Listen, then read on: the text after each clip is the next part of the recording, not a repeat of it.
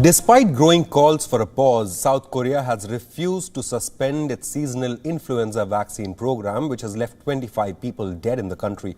The government has chosen to stick to its guns, and despite appeals by key groups of doctors in the country, at least 22 people are dead in the country, including a 17-year-old boy, were part of a campaign to inoculate 19 million teenagers and senior citizens for free. The country's medical association president has urged that the vaccine trial should be put on hold until the government verifies the safety of the vaccine.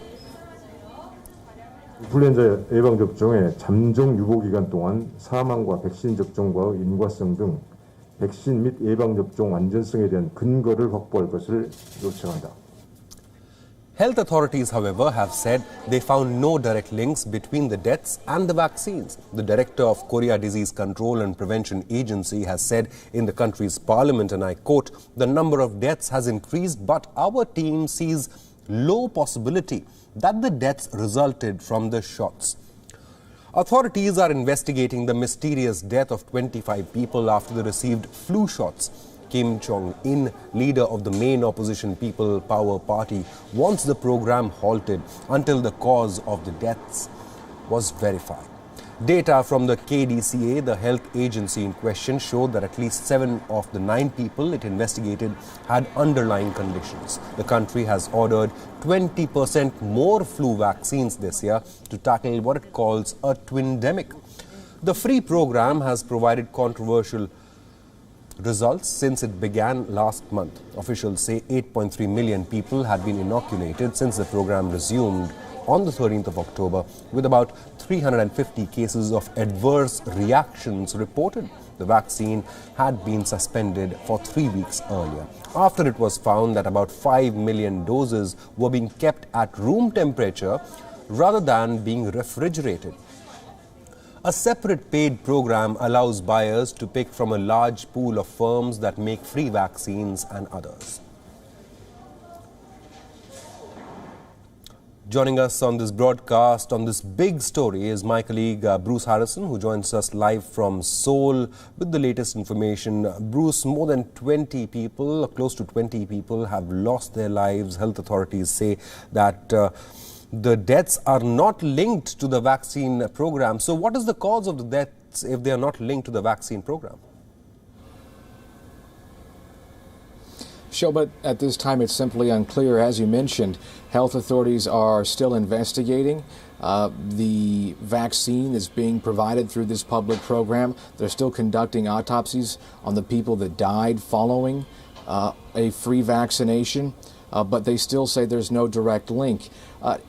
In previous cases in South Korea, I believe 2009, that was the last time the country recorded a previous death following a flu vaccination. And there was complications at that time between the vaccine and an underlying condition that patient had, and that person was elderly. Other times, when there is death following a vaccination, it can occur quite quickly, within hours.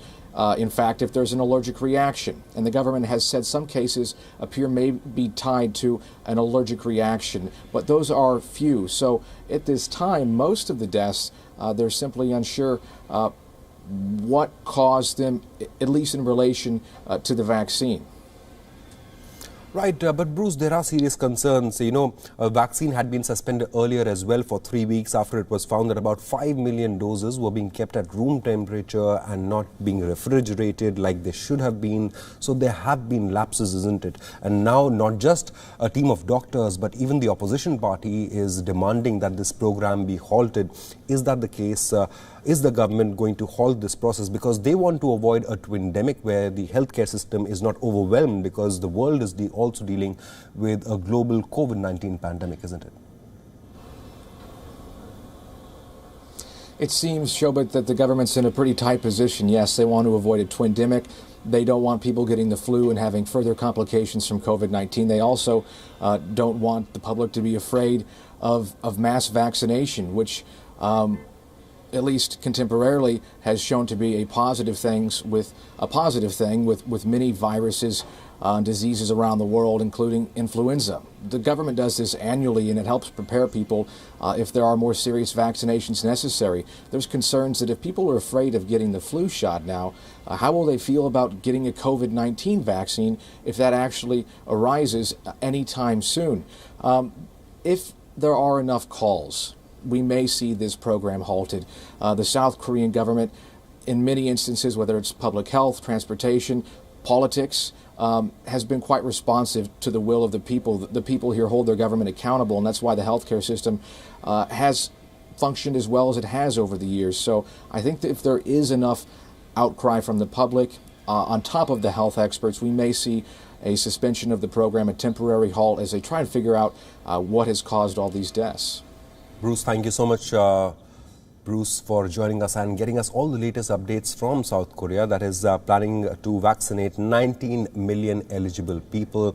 And this is a real big story because the world is waiting for a vaccine against COVID-19. So public faith in a vaccine is very important. And joining us for more details is Dr. Robert Edwin Kelly, who's an American political analyst on inter-Korean affairs. He's joining us live from Busan as well. Doctor, how important is it for the people across the world to have faith in vaccines? And if there's question marks over a flu vaccine program in South Korea, then what does it do for the people who are waiting desperately? Because not just millions, billions of people across the world will be giving a vaccine against COVID-19. So it's very important that all safety checks and balances are taken care of before such a vaccine is introduced to people, isn't it? Yes, I think that's correct. I think that's sort of the core of this story here, right? I mean, we know that the flu does result in deaths every year here in South Korea.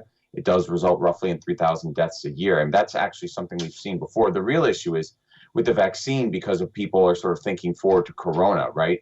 I think particularly the reason why the Korean case is getting some attention outside of here in Korea is because the Koreans seem to have done so well otherwise on Corona, right? I mean, Korea was one of these countries like Germany and New Zealand that emerged as a model for how to respond to Corona with intense masking and social distancing and everything else. And yet on something like the flu, which you think they'd be very good at, having done so well in Corona, that the Korean government has really seemed to sort of drop the ball. I mean, it really is sort of front page news here, right? If you go to Korean news websites, there it is. And I think so that's actually, I think, pretty important. I'm actually kind of surprised the Korean government hasn't sort of completely pulled the plug on this. I mean, they're now at 28 deaths. I just checked a moment ago. I would be surprised if there's like another, 5 or 10 deaths if this isn't stopped, because I mean, at this point, I mean, almost every person I know at this point won't get a flu shot because people are worried about their health.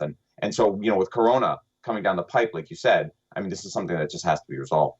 Right. The pressure is on the Korean government, like you mentioned, to halt this program. But it's not just South Korea. Countries across the world want to avoid a twindemic because the healthcare systems are already burdened due to the COVID-19 pandemic. They want to inoculate as many people as possible before the flu season. So this is a real concern for people across the world, isn't it? Yeah, that's right. I think the big concern for Corona in the next 3 or 4 months is that it gets cold, particularly in the northern hemisphere, of course, and people move inside, and then you get sort of an interweaving of Corona and the flu, and it's not really clear that anybody knows quite what that's going to do. I mean, presumably it's going to push the death toll up. I mean, that's what people are really, really worried about, and so therefore it's really good if everybody can get vaccinated for the flu, so at least you can sort of halt the interweaving of the flu with Corona, in the next 2 or 3 months when it gets pretty cold, and that's why, I mean, you just have to get the flu shots, at least here in Korea. I mean, this is something that really needs to be rectified pretty soon. You mentioned before how people were sort of skeptical of vaccines and stuff. I'm an American. I believe something like 50% of Americans have indicated that they don't want to get the Corona vaccine because they don't trust the government and stuff like that. I mean, there's sort of like burgeoning on, distrust out there about these vaccines, and this is something that if taken to its limit next year when the Corona vaccine hits, could postpone the completion of the pandemic. So yeah, I mean, I certainly hope that the Korean government moves quickly on this. Kerry, that's a real concern, isn't it? If you mentioned that 50% of Americans don't want a vaccine, that's a real concern given the kind of pandemic that the world is facing. This is the time when the world should be educating people about the importance of vaccines, not just flu shots, but vaccines which the world is waiting eagerly against COVID-19 as well. We need more and more people to take such vaccines. Yeah, that's right. I mean, ultimately, there's going to be no way that we can get back to anything remotely like normal life if people don't take the vaccine, right? I mean, the alternative, of course, is herd immunity, which sometimes you hear from sort of like Donald Trump and Boris Johnson. But I mean, that would require, quite honestly, a very, very high death toll. And I think most countries just don't want, particularly their senior citizens, to die in large numbers in order to get the herd immunity. The only other alternative, unless we want to live with this thing for the next 5 years, is a vaccine. But then, of course, people have to take it, right? And as you said, I mean, this is why the trust issue is now really important. You have the anti-vaxxer movement and stuff like that, and Donald Trump has sort of raised all kinds of concerns in the United States about this.